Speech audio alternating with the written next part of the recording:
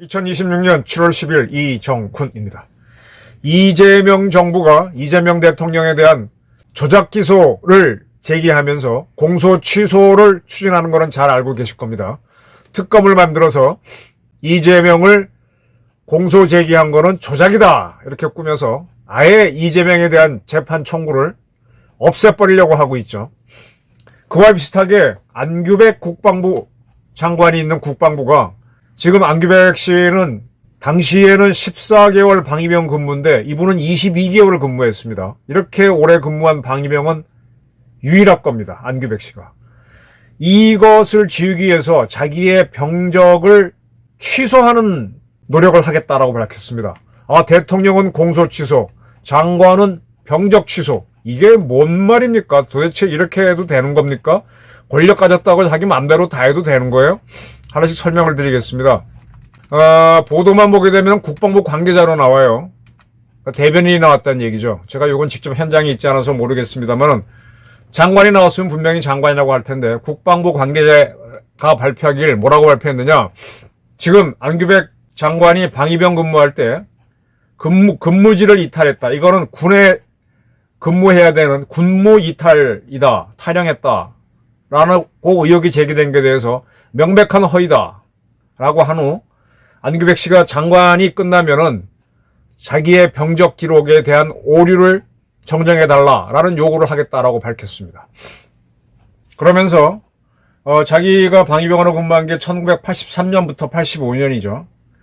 40년 전 잘못된 기록을 지금 공개하면 사실관계와 관계없이 잘못된 기록만 사람들이 기억해서 시끄러울 것이기 때문에 병적, 지금 있는 병적 자료는 공개하지 못하겠고 자기가 장관이 그만둔 다음에 병적 기록을 고쳐달라는 요구를 하겠다. 그래도 이재명 대통령보다는 낫네요. 이재명 대통령은 대통령 재임 중에 자기를 기소한 거를 취소시키는 그런 움직임을 했는데 그래도 안규백 씨는 장관 끝난 다음에 병적 기록을 바꿔달라고 요구하겠다고 밝혔습니다.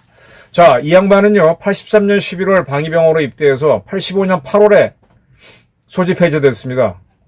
그러면 22개월인가요? 22개월이면은 대한민국 방위사상 가장 오래 근무한 겁니다. 이 정도면은 안규백 씨는 병장을 달고 나왔어야 돼요. 실제로 이 방위병이요 86년부터 복무기간이 18개월, 1년 6개월로 늘어납니다. 그 전까지는 14개월이었고요. 4개월이 늘어나는 바람에 86년 이후에 이 방위병이 된 사람들은 상병으로 다 제대합니다. 그러니까 안규백 씨도 이들보다도 더 오래 22개월 근무했으니까 상병 제대가 돼야 되는데 기록에는 일병 소집 해제로 돼 있다. 그럼 이게 뭐냐? 자기 어머니라 그랬던가요? 자기 집안에서 부대 현역병에게 점심을 제공한 것 때문에 군 관계기관의 조사를 받았다. 그 조사받는 기간 동안 복무를 못했기 때문에 그걸 다시 근무하라 그래서 자기는 복무를 끝내고 성균관대학교에 복학했는데 복학해서 1학년 다 다니고 나서 여름방학 때 요거를 채웠기 때문에 그 채우는 게 끝나는 날이 85년 8월이라서 22개월 근무가 됐다. 잘못됐다는 거죠. 자기는 정확하게 14개월을 근무했는데 이 1학기 다닌 거는 방위병 근무기간이 아닌데 그것도 근무한 걸로 돼 있어서 자기가 오해를 받고 있다. 이제 그걸 바꾸겠다는 거죠. 조금 설명을 드릴게요. 우리나라에서 방위병이 생긴 거는요 1969년입니다. 그때는 이 방위병을 군 방위병이 아니라 내무부, 즉 경찰 방위병으로 보시면 될 거예요. 그러니까 비군사적 분야에 있었습니다. 경찰을 보조하거나 또는 병무행정을 보조하는 쪽으로 쓰다가 내무부에서 관리했어요. 71년부터 이 방위병 관리가 국방부로 넘어가면서 군부대에 들어가기 시작합니다. 그래서 이제 방위가 둘로 나뉘는데 하나가 전투방위, 또 하나가 행정방위입니다.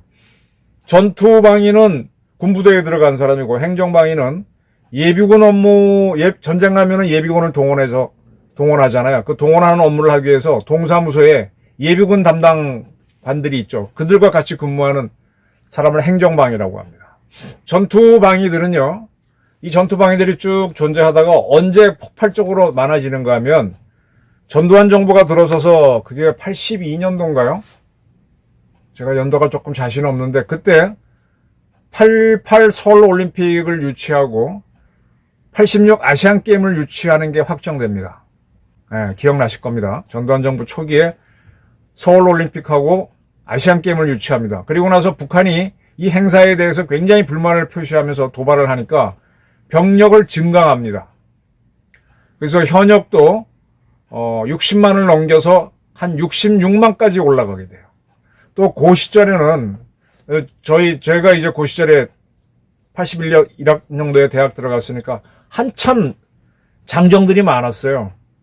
저희가 대학 시험 볼 때는 그때는 그렇게 대학을 많이 갈 때도 아닌데도 50만 명이 시험 봤으니까 요즘은 대학 시험 보게 되면 30만 명도 안 본다며요. 그러니까 뭐 2년치만 모으면 100만 되고 그중에 여자들이 반 아닙니다. 여자들이 더 적었기 때문에 병력이 차고 넘쳤습니다. 그래서 현역도 66만까지 늘리고 이 방위병을 17만까지 늘리게 됩니다. 이 중에서 군부대에 배치되는 방위병이 한 14만, 그 다음에 동사무소에 근무하는 행정방위가 한 3만 이렇게 보시면 대충 될 것 같아요. 그래서 우리나라 주로 육군에 배치가 됐는데 육군은 최전방에 있는 사단은 상비사단. 상비사단도 전쟁이 나게 되면 예비군이 일부 들어와서 완편을 합니다. 예비군이 안 들어와 있을 때는 한 80% 정도만 완편이 돼 있어요. 그다음에 후방에는 각 도마다 도를 지키는 사단이 향토사단이라고 그랬습니다. 하나씩 있습니다. 안규백 씨가 있었던 전라북도에는 35사단이 향토사단입니다. 향토사단은 현역이 약간 있고요. 그리고 예비군이 들어야만 완편이 됩니다. 그리고 또 각 지역에 동원사단이 있습니다. 동원사단은 거의 뭐 지휘부만 있고 실제 부대는 뭐 중대급도 안 돼요. 근데 예비군들이 들어오면 한 10,000명 정도 되는 사단이 돼가지고 전방에서 싸우는 상비사단과 같이 작전을 하게 됩니다. 69년도에 방위병 만들었을 때는 복무기간이 1년이었어요. 소집기간이. 그러다가 서울올림픽 아시안게임 유치하면서 북한 도발에 대비해서 병력 늘리자 해갖고 82년부터 이 방위병 복무기간이 14개월로 늘어납니다. 그럼 늘어나고 난 다음에 이 양반은 그 이듬해 11월에 입소를 한 거죠. 그리고 86년 1월부터 이제 아시안게임이 다가오고 하니까 다시 방위병 복무기간을 4개월 늘려서 18개월로 합니다. 이 양반은 바로 그 직전인 85년 8월에 소집 해제가 된 걸로 되죠. 그래서 이제 86년부터 입소한 방위병들은 상병으로 제대를 하게 됩니다. 이렇게 이제 방위병들을 늘리면서 군부대에 들어간 방위병들은 주로 후방 지역이죠. 향토사단에 주로 배치가 되면서 향토사단은 현역이 거의 없어요. 예비군이 들어와야만 완편이 되는데 이 해안 경계, 그때 북한 간첩들이 휴전선만 넘어온 게 아니라 이 해안선으로 침투를 참 많이 했거든요. 다대포라든지 뭐 이런 식으로.